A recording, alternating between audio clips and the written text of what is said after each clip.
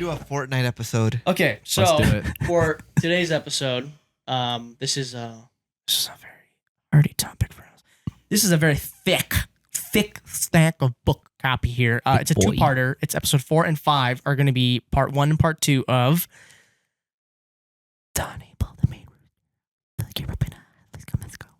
Anyone hear that? Yeah, I heard it. I did. That was very nice. So it's Miguel. Say the whole title. Yeah, so it's my short film that I did called Don Abel, the main rooster from Yerba Buena, Jalisco, Mexico against the world, or in Spanish, Don Abel, el mero gallo de Yerba Buena, Jalisco, Mexico contra el mundo. Yes. Wow. Yes. And in today's episode, we're gonna be talking about how the story got brought up, pre-production, budget fails, just money in general. Talking about the script and how it was made. And then we're talking about the Mexico location shooting and schedule. And then episode 2 would be talking about, or episode 5 would be talking about like the transition to the US and stuff like that. Yeah. So I guess the way it got brought up was with me and Victor, because like we were just like throwing out ideas like, oh, what's our next film? And like during Tate Man, which is a film that I directed and Miguel helped me write it. It was we were just like throwing out random ideas. I was like, oh, what if we do the Corn Man? And the Corn Man was like a vigilante type character, right? Vic, Yeah. that's yeah. So it was just He would like beat up people like narcos, drug addicts, people that committed Just the bad local people. crime. But Bad he people. would do it because the police wouldn't do any of it. So the Corn Man would be this guy. Then he'd beat a lot of people up With corn. with a lot of things, especially Oh. corn. He'd do things with the corn, but that's why that idea was too risque, too taboo. So we had to pivot. I see And that. it happened. The Yeah. pivot happened in the principal's office. I was in there because obviously I work at a school. I coach football, and I was talking to the principal, and then all the admins were in there for lunch, and I was telling them about this idea I had, and they go, "Victor, you would be canceled." He goes, "What if you just do a secret agent?" I go, "You know what?" And it was Mr. Oh, Griffin. this is at Western High School? Yeah, Mr. Okay. Griffin. Where you coach? I just said that. No, you said at a school. You're Yeah, where I coach. No, yeah. Oh, sorry. Okay. I said I coach football. You said Mr. at the principal's office. I'm like, wait, what? Yeah. I So know. Mr. Griffin was telling me, "Bro, you can't do that. It's too gruesome." And I go, "I know, but like the secret agent." So then I come to Miguel all excited. Oh, dude, I was like, "Miguel, I got it. I want to play a secret agent." And Miguel just said, "All right, whatever." He brushed me off, and then I just left. And then Miguel let it cook. He let it simmer in the background, and then Miguel came up with an amazing idea. Oh my God, this idea was so good. Miguel was really good with this idea. Yeah. that's great. So, what were you gonna say, Nate? No, I was just gonna say Miguel, take it. No, yeah, I was take it, gonna say. Miguel. So yes, I very much said like, oh, okay, and I was just not interested at all, just because I feel like the character archetype was already kind of there with Paulie and stuff. But also there wasn't really like anything else to it. And then I saw this trailer for a film called Black Dynamite, and for those that don't know, it's a film released in 2009. And it's basically a film that is made to look like a 1970s cheesy, low-budget action film. But at least the term is called Blaxploitation because it's centered around African-American characters. And so I saw that trailer, and it was so funny because at the time Victor pitched it, I'm like, oh, whatever. But then I saw that, I'm like, wait a sec. And then Victor and I are Mexican-American. And so for me, as an artist, I wanted to try to find ways to tell a story related to my culture. And so then when I saw that, I'm like, wait a second, we can take a secret agent, but what if he's a Mexican secret agent? And that's when the juices really started flowing, because that was something for me that I could really get behind and really be invested in, because it's not something I've seen personally. And Jordan Peele has a really cool quote where it's like, when it came to Get Out, he made the movie for himself. I'm like, okay, I'm basically making this movie for me, but as a result, hopefully other people can enjoy it. So then pretty much that trailer really changed everything, because I was like, oh, okay, now I can find something there. And that's where I really just kind of jumped in and just started doing research. I think I told Victor, okay, like I'm in, I got it. I got something now. And also too, having worked with you guys on like numerous films at this point, with documentaries and like other short films, right? I'm like, I want to try to like take my hand, have a hand in making something. And then from there, I just started to do a bunch of research on the topic, because at least for me, I love Mexican history, and I love just like learning more about that, because at least for me, I feel like there's so many stories to tell related to Mexican culture, and that could speak in a larger conversation with like other cultures and other people of color. And so then I looked into it and I just started doing a bunch of research. I started compiling a lot of like Wikipedia links and like going to like different articles and like going through these archives of like Mexican history in the 70s. Especially during that time, it was a very an intense, tumultuous time because at the time there were a lot of student protests and whatnot.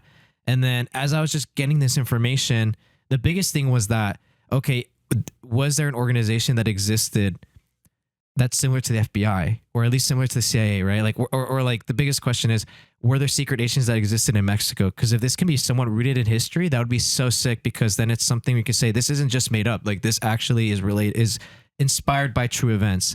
And in this case, there was a Mexican equivalent to the FBI called the Federal Security Directorate, which is insane. It's basically an intelligence group that whose main focus was to try to thwart terrorist threats or any sort of subversive groups that were deemed national threats by the country. In this case, particularly communism, because at the time, there's obviously the Red Scare, right? And there's the Cold War.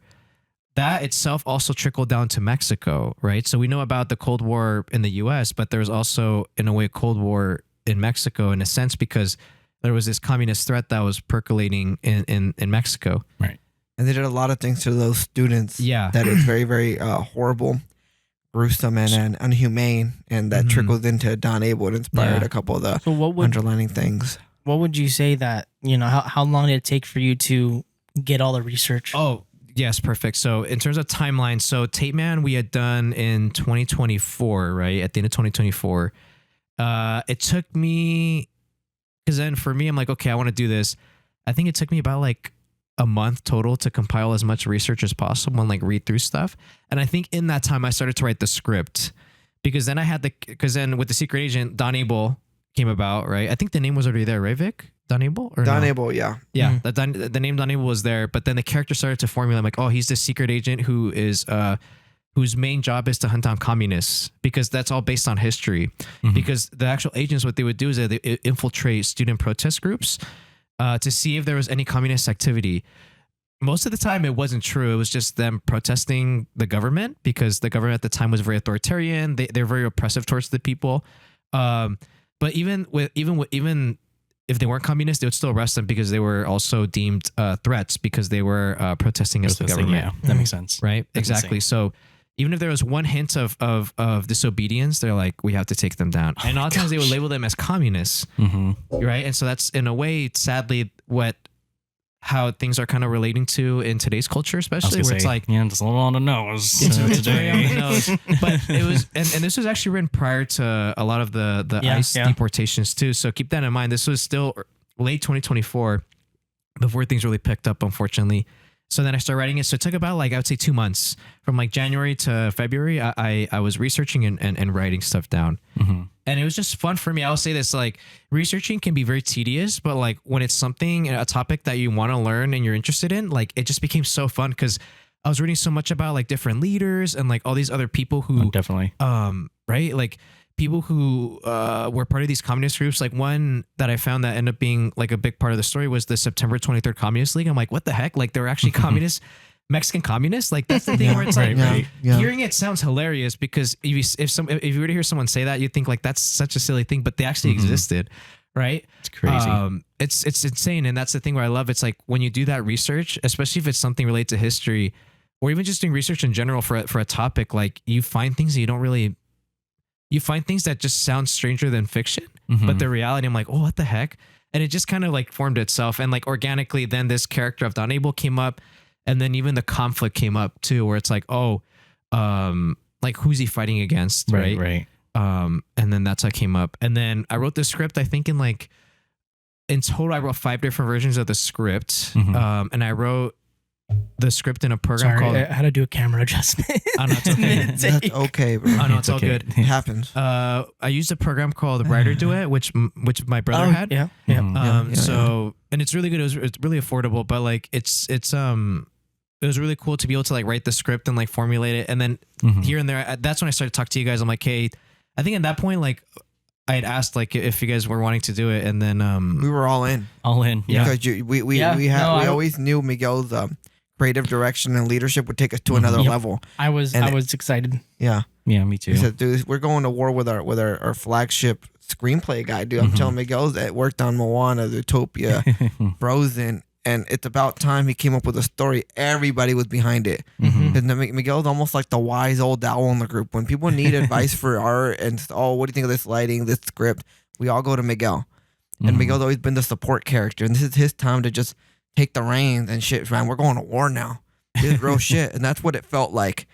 And I think everybody felt that, because now everyone can fall into their role, most of their role, and just do what they do under the leadership of Miguel. Yeah. You know? No, I appreciate it. That's And what it also- felt like. I think when you directed one of The Victor's, spice scene. yeah, That's when we knew. That and the rain scene. Those two scenes are when we knew the yeah, kind of juice Miguel had on him. yeah. That's like when you brought up Don Abel, it's just like, oh yeah, like I'm just because of like the past the reveals that you directed. I'm like, oh yeah, this is gonna be a great short since you're gonna be directing it. I appreciate it. Yeah, Yeah, it was. yeah, super excited. I was excited because I just like the story in general, like Secret Agent, Mexploitation. It's just funny, like because it's like Victor's powerhouse, I guess, Yeah. of a role, and then it was just like, oh my god, hey, we might go shoot in Mexico. I was like, Yeah, Yeah. when I heard about it, I was like, wait, what? Why do you Yeah. guys get scared? It's only Mexico. Like, it's not that 'cause bad.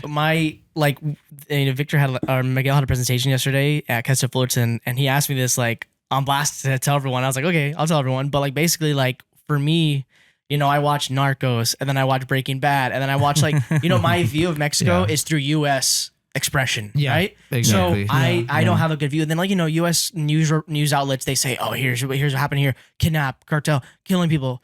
Drug. I'm just like, oh my god, I'm kind of scared to go, Victor. And then he's Yeah. like, trust me, Nathan, don't worry, you're gonna be fine. I'm gonna keep you safe. The narcos don't mess with me. What happened? Did you get there safe and you come back safe? Yeah, I did. That's true. And when I got there, culture shock, complete. So the team that went, it's us here, and then Elijah. So and then Ariani, which is their sister. Yeah. That's a team who went to Mexico to do the Mexico location shooting, right? And then Ronnie. Yeah. And He's it's- here. Yeah. He's right here. He's right here. and then I was in shock, just total 360. I was like, oh my god, this is so nice, this is so peaceful. Everyone here is so cool. Like, where's the cartel? I And the don't see food them. is yummy. And the food was so Yeah. good. Like, I Yeah. had a friggin', I think a 1 liter bag of chocolate milk that I drank. They had a pizza guy who made pizza. Yeah. They had like a That was truck. really good, Like, yeah. oh my god. The churro, So man. the churro guy. Tacos. The Oxo. We went to Oh, yeah. Oxo so That many was times. Miguel's. I mean, that was Nate's Loved it. favorite. Loved it so much. The midnight Oxo run. But there's that, and then let's get to how we got there. So the budget, because Yeah. we talked about the research, how it was made. Let's talk about the budget of Yeah. the film. So how did you guys? Because it was you two really that really crafted it. I knew you guys asked me a couple questions here and there about equipment, Yeah. but how did you craft the budget? Because there's the budget, and then there's the budget fall through because the guys didn't help you. Oh yeah. So for let's sure. talk about that. Yeah, just to summarize, because a lot of stuff went down, and there's obviously so much good stuff to talk about with Mexico Yeah. and your guys' experiences too, and I want to hear that as well. So when the script was written, I did a pitch deck, and then Victor knew some folks who knew folks that were, was it the real estate or something?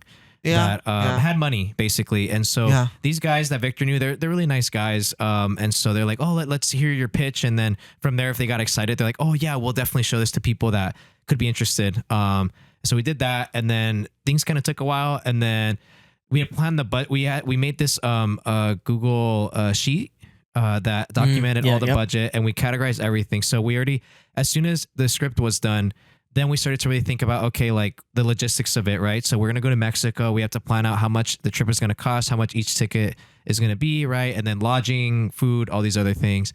And then we categorize each thing from that to props, wardrobe, basically all the different departments that we're going to need a specific budget for. And so eventually, unfortunately, that kind of fell through because at the time, there was this hope that we could be getting a lot more than we were actually asking for.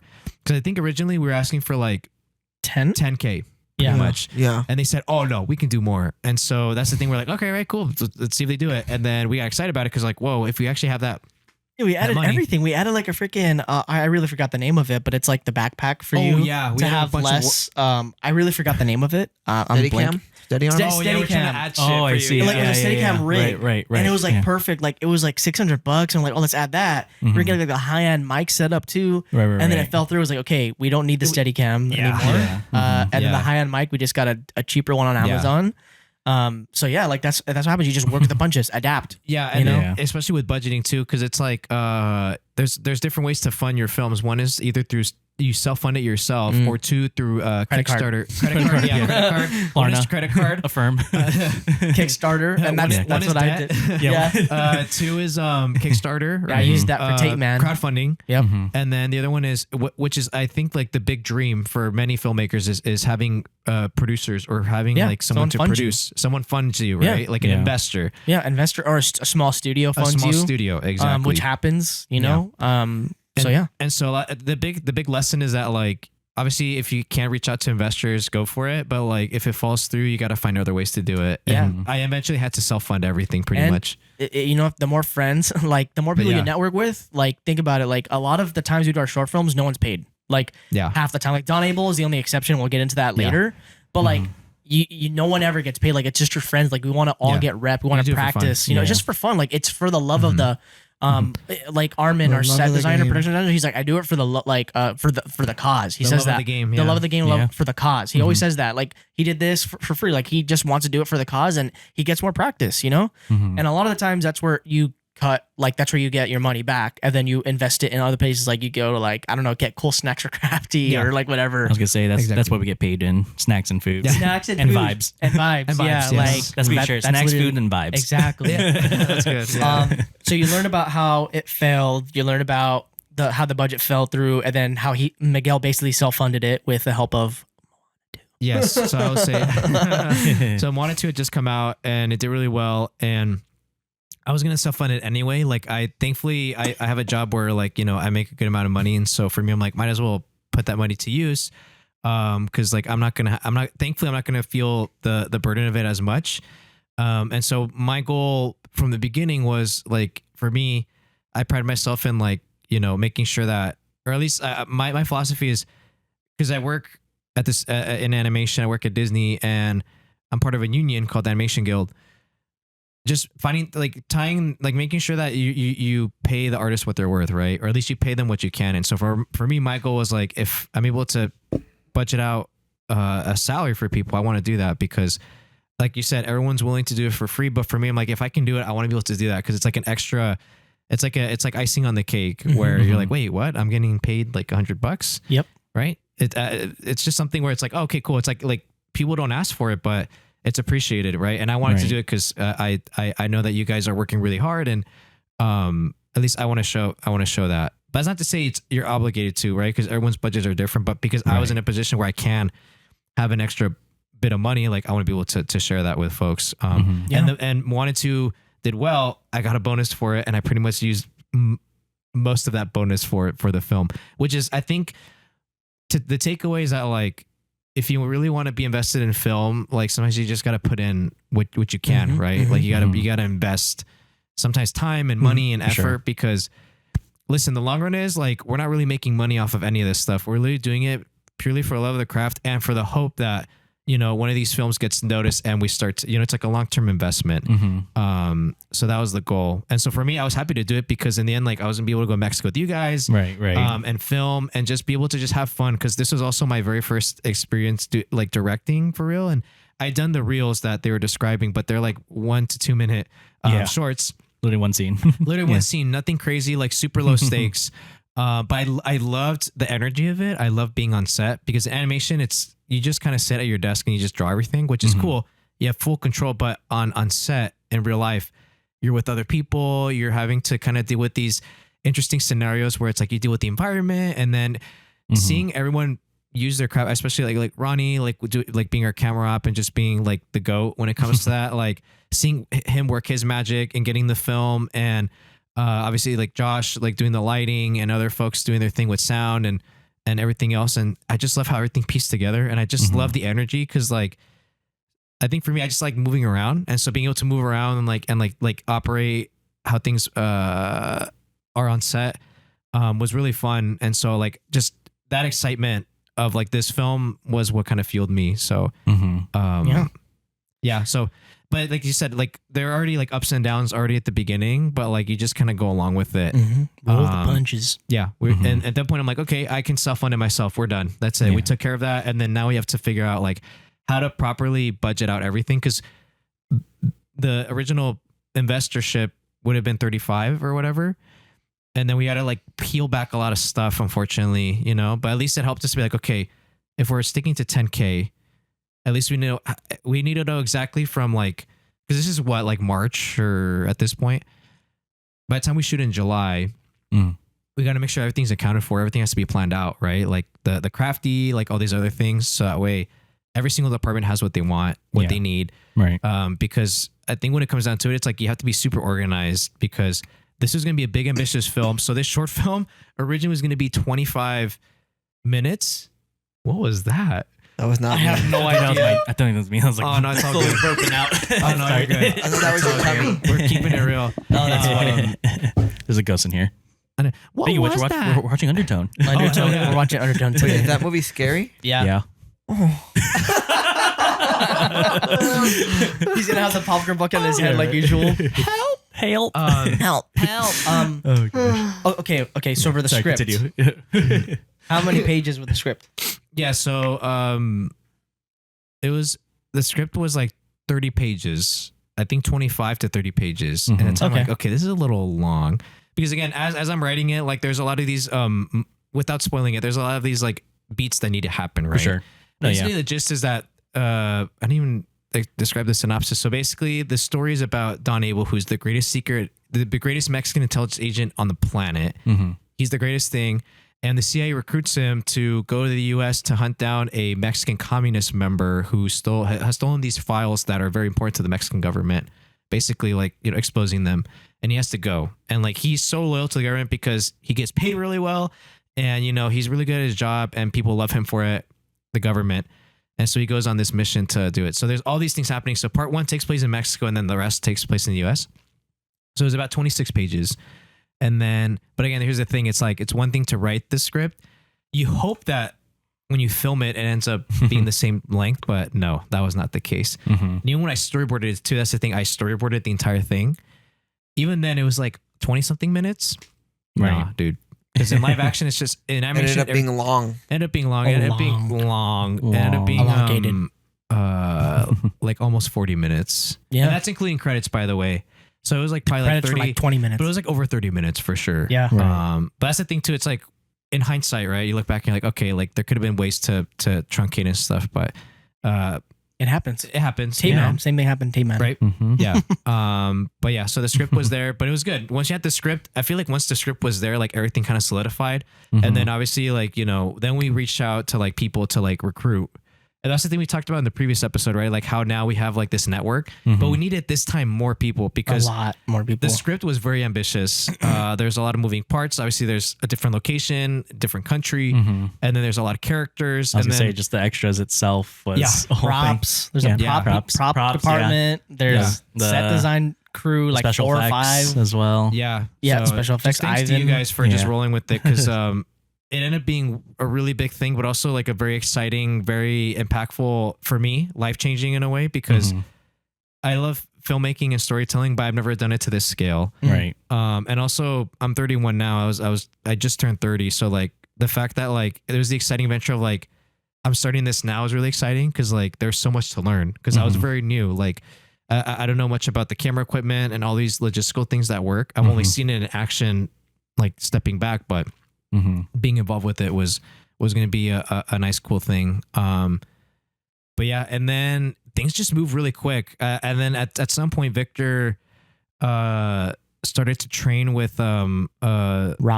Robert Dr. Rob, Robert Garcia III. who's a chiropractor. Yes. That's him. And then yes, and then he was a Muay Thai fighter before, like a professional Muay Thai fighter. And so because the character of Don Abel needs to fight, the Muay Thai aspect came about because of Rob, and I loved it because usually these kinds of characters in these cheesy exploitation films, for some reason, know karate. which is really great. But Muay Thai was a specific thing that is different from karate. And so how long did you train for? Like 4 months. Oh my gosh. That's insane. Or- It's crazy. I had to get ready, Yeah. and he taught me a lot, Right, top right. to bottom. We went from beginner straight to advanced moves. That's Yeah. crazy. Yeah, Exactly. we skipped a lot of the middle stuff, What middle stuff? like a lot more of the mid level, Like karate combos. chopping a board.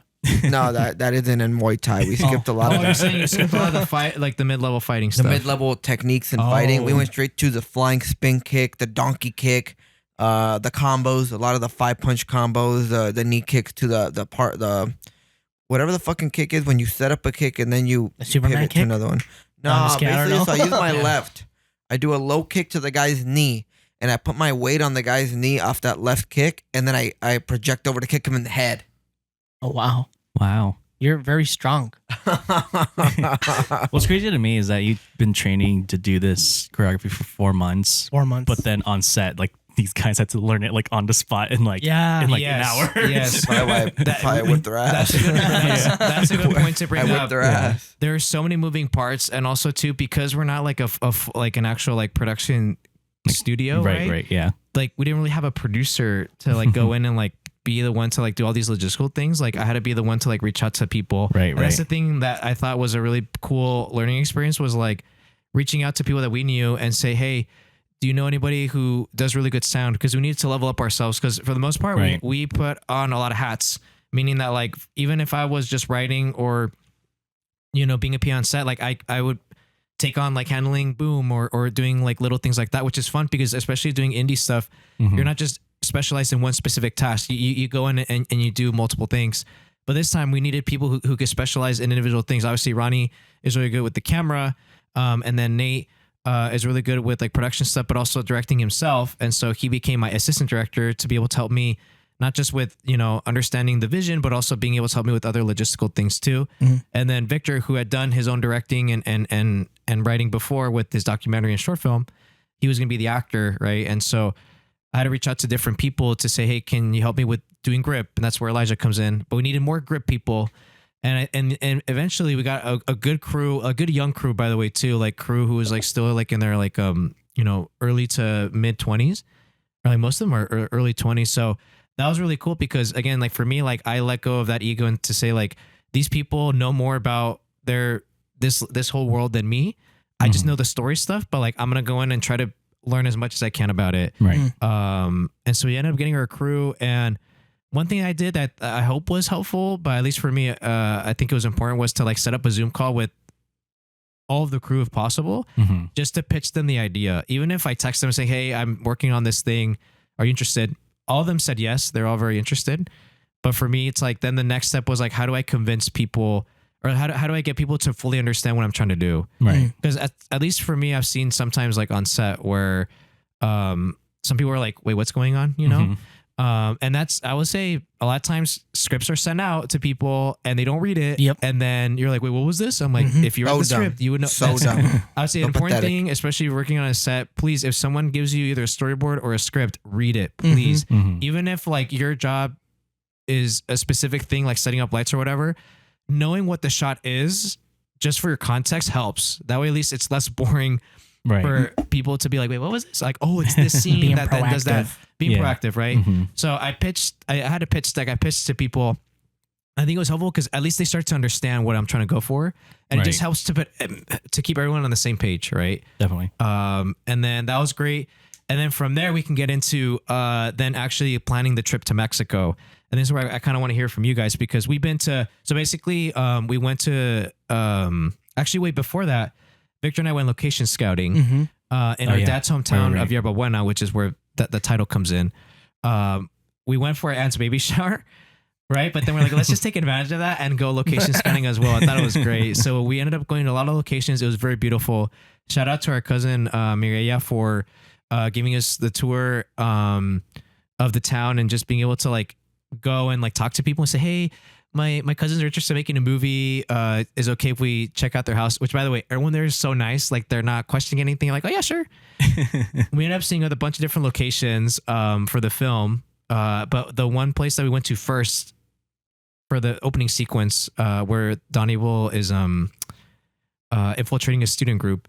That ended up being our great aunt's house, our great aunt Estella's house. And it was just incredible because like once we started to see those locations, everything just started coming to play. And then just the thought of like, oh my God, like you guys are gonna be able to like see this location and like just experience the culture and also just see a different place was really cool. So we did that. And then once we got that ready, we were just ready to start planning to, book the shoot. So we asked everybody, hey, like what would be days that we could shoot? And that's important. Like we just talk about it because again, everyone's got other things going on, things happen, right? And so we ended up deciding to shoot beginning of July for Mexico. Yeah. And That's right. like I said before, we got our crew, but most of our crew was gonna do the stuff in the US section of the shoot. I can't afford to take 30 people to Mexico. Private plane. Yeah, and I was also the gonna say, housing. and housing and everything. Can't So take 30 people too. we talked to our aunt who was able to lodge us in her house, and they have like a separate like guest house that exists outside of the main house that they live in, our grandpa's house. And so we're like, okay, we could take myself, Victor, and then we wanted, and then of course like Ronnie, Nate, and then Elijah, and then we had asked Josh as well. But unfortunately the timing didn't work out there. And then Also, Joe. baby and then sister was Joe. there. And Joe, Joe was supposed to go. That's the Joe, DP. oh, and then Ariane was there too. Joe, Yeah. my cousin, but he didn't want to go Yeah, he didn't want to go. Why, Obviously, why didn't and you want that's to go? because he was scared. Yeah, and that's the thing too. That's the great thing about you guys being able to go because obviously there's, unfortunately, there's events that transpired recently in Mexico, but before that, like obviously there's this stigma right around the cartel and all these other things. But we said, hey, like it's in a town like 2 hours in the valley. In the Away middle of from the the cities, mountains. in the middle of nowhere. But then, of course, and he's like, "Oh, but that makes me more scared. What if something happens?" I'm like, "What? I don't know what you want, bro. Like, Yeah. you don't want the city, you don't want the pueblo. Like, I don't know Yeah. what you want." But these guys are on board, and then we wanted Steven to go, who's been one of our guys, but Yeah. things transpired there that didn't allow him to go. But then like, okay, we have our crew. We'll work with what we got, and it was just so fun. Just talk. I would say that Ronnie and Nate talk to me about like the experience of like how to like set up gear because this is the first time we were actually traveling, traveling with with gear. Yeah. So I've Through done plane. I've done it a lot. Right. Where I've traveled with gear. You've done so it several times. I've done it. Yeah. Oh, that's true. Yeah, you've done it. Yeah. They have like 20 Pelican Gate, or I don't know, like 50, like Yeah. 10. I think 20 is too much. Maybe like 8 or 10 Pelican cases at a time. Right. So we'd always That's have like to, on a bigger production though. yeah, like on a bigger production, we'd Mhm. have that. So I'm just like, okay, how do we do this? Obviously it was much easier because we don't have that much gear. So I said, all right, what important stuff do we need? And I think we took like one of those small rig. No, I can't even say it. I forgot the name, but it's like these light bulbs. I think they're Amarin, but they're the light bulbs. The aperture ones? Oh, yeah, aperture. aperture, yeah. Aperture, there you go. Aperture. Like the aperture light. Aperture. Oh, okay, well that was too Oh. loud. But just like remember when you go away, Yeah. it's like you don't hear it. So just be Aperture careful. light Yeah. bulbs. I don't want it to be bad, but yeah, aperture light bulbs. We took like 2 of those, I think, and then a couple of MC lights, and then I think we took like 1 like actual light, but I don't know if we ever even used it. I think we did. I can't remember, but like I don't think we took a big light. yeah, I don't know if we did. No. It was very 'Cause minimal. everything Yeah. was like in our Very minimal. backpacks. Yeah, Or so- in our case. Yeah, so it was Yep. minimal lighting, and it was the camera stuff that was important. So camera and like a mixer for the audio. Mm-hmm. And yeah, we just had a backpack, and then you had a Pelican case, Mm-hmm. and You did then too? I had the I backpack. had one too. No, but I gave it to someone because I Oh, already had. Somebody carried it for us, my- but we took a couple. My carry-on was basically my backpack that had the camera in it, and that was like obviously like the important stuff. Oh, of course, yeah. And that was like the carry-on because the backpack was TSA pre-check or not pre-check, check on carry-on approved. So that was perfect, and yeah, that's it. I mean, we had that much gear, and then we also had like a lot of luggage. Mm-hmm. The luggage had like the props, and it had like the pants, like the costumes and stuff, and then we also added some stuff in there, like equipment, like the boom mic was in there. Yeah, my so tripod was in my Yep, the my tripod big luggage. was in his Oh, wow. checked bag. yeah, my So checked bag. yeah, like we literally like guerrilla style crew. Yeah. Like straight up, like it was very minimal. We tried to do it, and it was fun because I don't know, like that was like one of my best, I think, like funnest experiences I've had, like traveling. So it was That's cool. awesome. Oh, At least for very film, right? Yeah, Yeah. Film, Yeah. yeah. Like it was like, oh my god, this was so much fun. Like everyone was so chill, and like it was just like so like beautiful to be there. No, Did- for sure. Did you like it, Ronnie? No, I loved it. This is this would be my first time like traveling with all this gear. Yeah. I don't know. I don't know if it's just my OCD or maybe. Mhm. But like packing everything, obviously, when we had that whole list of stuff we needed, I'm just like, oh, I'm gonna see how I could Tetris my case. Well, that whole thing was fun itself, but then like actually traveling was even a whole other experience. I think just us, just like walking down the airport with our gear, it just felt like we're just, I don't know. To me, it felt like we're like this whole crew, just badass crew or something. Yeah, I just felt this kind of way. It was just us, just like, oh yeah, we're gonna go to Mexico and film something. Yeah, you know. remember that one lady crop dusted us? Wait, no, I crop dusted her. Oh yeah. No, I crop dusted her. Was that at John Wayne Airport? No, Puerto Vallarta airport. It was an American lady though. She had Welcome white to hair. Mexico. Yeah. We got a Mexico and a crop dusted her ass.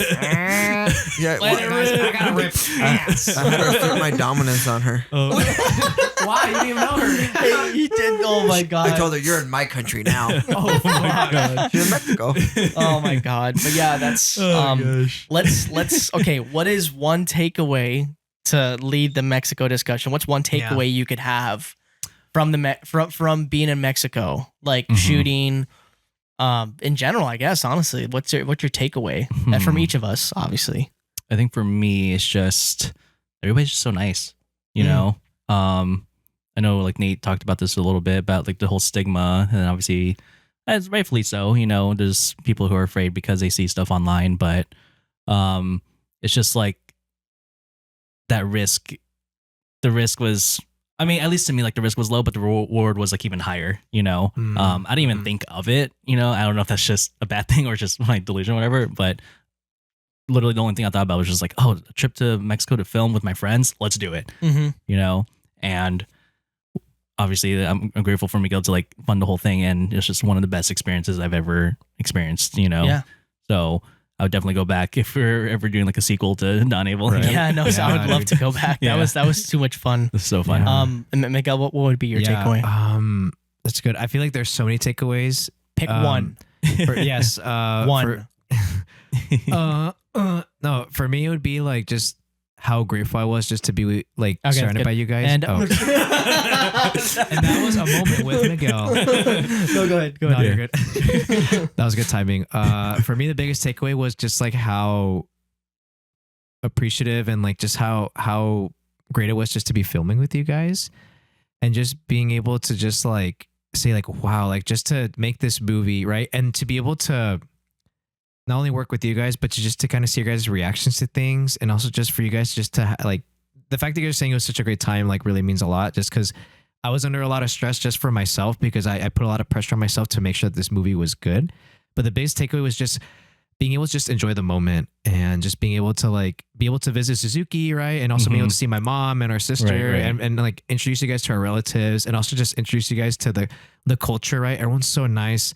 Everyone just kind of like is there to help you, even if they don't know you. They're just there to help. It's just that community aspect that was really great, For sure. but really just being able to work with you guys, and to be able to just like be able to take my story and to have you guys be able to bring that to life, right? And to be able to pitch ideas and be able to like contribute thoughts and things. I think that was great. Like the biggest takeaway was just like being able to live in that moment and appreciate the fact that we were making this movie together. Yeah, you know, exactly. like you just said it perfectly. It's like we're these badasses like getting out of the airport with this with all this luggage, with all this equipment.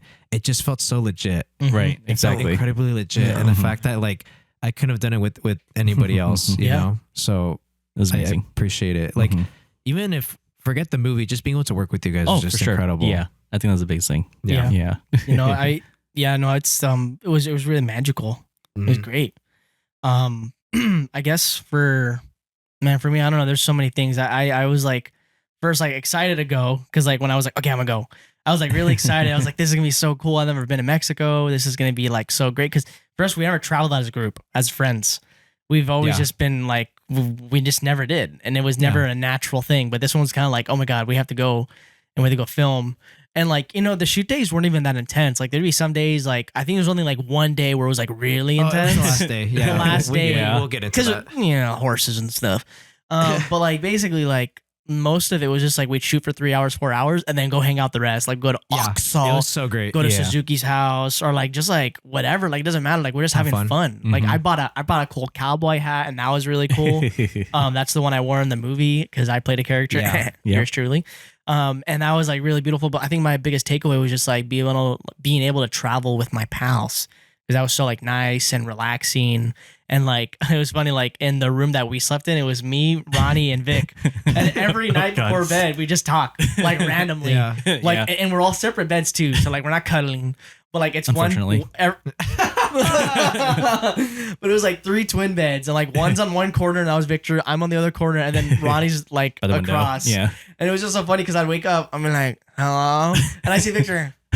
He's looking like dead. Ronnie's up. He's like everyone's just like, we're just like, it was just funny to see. Like I've never like traveled with my friends before, so it was Yeah. like really cool and like just nice. So I think that was my biggest takeaway, is like being able to travel with my friends, like especially explore a different country together. Well, Yeah. they've explored it obviously, but like we haven't. So it was like really cool, because I bet you like you guys got to see like, oh my God, through our eyes, like what it's Mhm. like. Yeah. know? It was And, awesome. And like seeing like our excitement, like when we got off, like we're driving with your uncle, like through like to the valley. It was so beautiful. And then Crazy. eating at that spot in the restaurant, like, oh my God, like there's so many Yeah, different yeah. things that happened. Like it's like, I don't know what my favorite part was. Yeah. So Just yeah. very quickly, just you guys explaining how you guys were able to kind of destigmatize this view of Mexico. Yep. That for me was incredible, because even just the film itself is meant to be that as well. Like this film Right. is supposed to also kind of like humanitize and also say, look, there's this genre of film that existed in Mexico, and also there's these characters that speak Spanish, and Mhm. they're humans, Right, you know, right. and they're people. So the fact that you guys are able to like experience that and like meet these people, and you're like, sometimes you're kind of like disarmed by the kindness. You're like, whoa, what's the Right. catch, bro? Yeah, right. But no, Exactly. the catch is just they're nice. Yeah. Yep. So yeah, I mean that's mine. My biggest thing was just being able to travel with you guys, like kind of like what Miguel said almost. But it was just great. Like I have too many memories from that experience. Yeah. Like it's like implanted in the head. It's not gonna leave. Like because I just had such a good time. Like it was so like stress relieving, helpful. Very good energy the whole time. So all around really good. And be able to drive in the back of a truck. That was cool. Yeah. Yeah.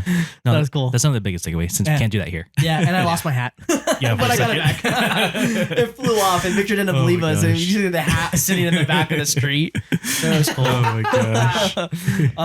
What But, about you, Victor? What'd you think? What Oh, what What do you did think, you take Victor? What do away? you think, The Victor? big takeaway is obviously do you family. Family's the big takeaway. There's a lot of things that culminated, and the big one is I told you guys probably close to a year prior, we're gonna go film in Mexico. We're Yeah. gonna leave the country, and nobody believed me. Nope. And nobody wanted to take it serious. I And said it was kept- not possible. I was like, it's not possible. I kept doing it. I kept pushing. Same thing with the 48-hour festival. Oh no, we can't do it. We can't. I was like, oh, we're gonna find a way to get it done. And I think I was really happy once we were there, because all I work off of. I'm not the most talented. I'm not the best with any technique like these kind of cats. I'm just good at things all around. Everyone's got their specialty and they're so talented. But the only thing I hang my hat on is being a motor and say, bro, we're gonna get it done. Go, let's go, push hard, do it. You know what I'm saying? And I think once we were in Mhm, yeah. Mexico, I go, I just want my guys to be great, and they're all great. But the only thing I have is trying to like put them together. That's the only thing I think I've ever really tried to do, because I really don't excel in any one category of filmmaking. Mhm. But in terms of being a team player and giving it everything I've got, that's all I can give, everything I've got. So being in Mexico with the culmination of giving effort and Yeah. doing the right thing and putting the crew together and pushing people to do things I didn't think they believed. Like with Nate in his first film, he was scared to do a short film, and I kept nagging him. Miguel was never done a film, and I kept nagging him, bro. This character, I got it. I'll help you.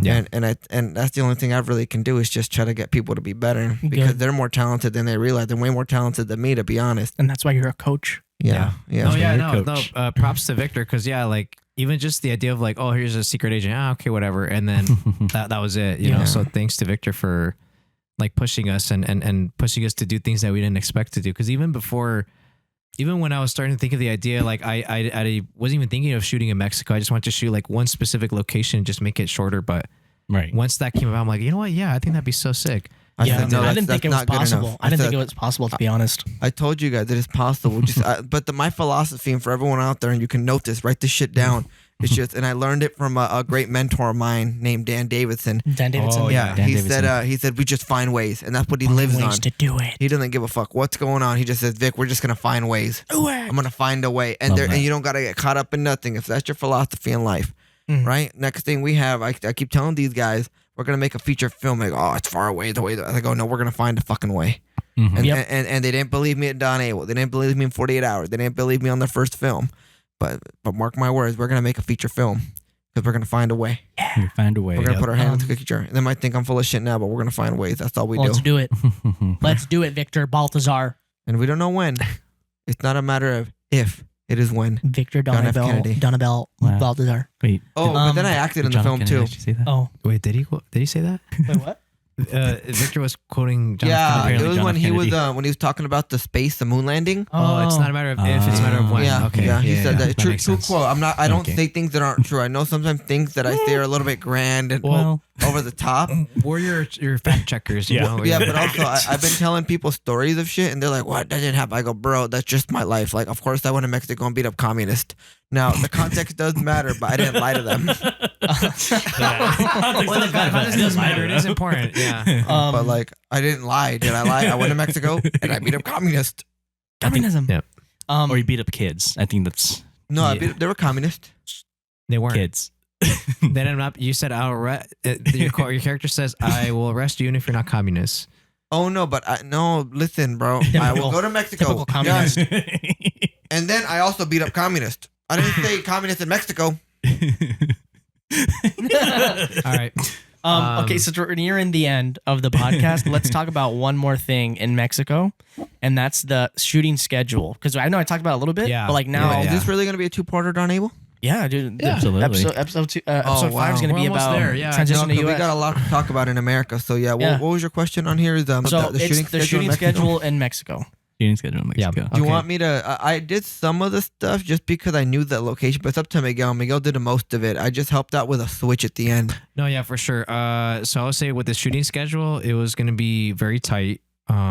Because also with the amount of time that we're there, and then also with the amount of time that we had in the U.S.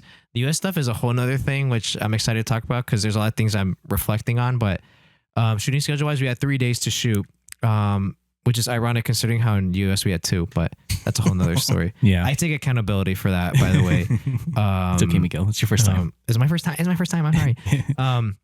I got too ambitious. What can I say? But we had 3 days to shoot, and it was actually nice because like in each day we had like specific scenes to shoot, and they're very small. Mhm. Like they said, first day we shot, it was like only like 4 hours to shoot, and then we had the rest of the day to kind of chill. Second day also very chill, and that was good. The third day was the toughest day just because it was the opening scene and there's so many moving parts. And also shout out Absolutely. to props Yeah. and costuming. My sister, Yeah, they The were they were props, so Ariani. good. They were the best. and costuming Ariani, and then props were Vic and Lisa. They were really good as well. So those once those props were into play in all these scenes, it was really great. But it's good to talk about that last scene because there were a lot of moving parts, and it was there was so much happening, and it was my first time like really kind of like feeling the pressure of like trying to make sure we stay on time. I think we had like 70 something shots. But the thing is with film, it's like, and even I knew this, but even in the moment, I'm like, oh, maybe things are okay. But like, I knew that certain shots were going to take a while to shoot. Right. And that delays us. And then that adds more time. And also it's during the day. And so, but looking back on it, like I would do it again in a heartbeat, at least now knowing what I know. Mhm. But in the moment, I knew that there were mistakes that I made, especially with like trying to move so quick, right? And then sometimes forgetting to communicate with Ronnie about things, right? Because I'm communicating with actors before, but I'm like, wait, Ronnie needs to know. And I'm being very vulnerable here because like there are definitely things that I knew I did well, but there are definitely things I needed to refine. But the thing is, we had so many things. We had like a group of like student protesters, right? Getting into costume, and then obviously Victor, and then trying to nail down specific camera moves, right? Making sure that, because in my mind, I'm like, I want this type of lens for this and that. Mhm. But then even it's like, it's hard to switch lenses. So it's like being able to adapt, right? And then Right. you can speak to that as well if you want.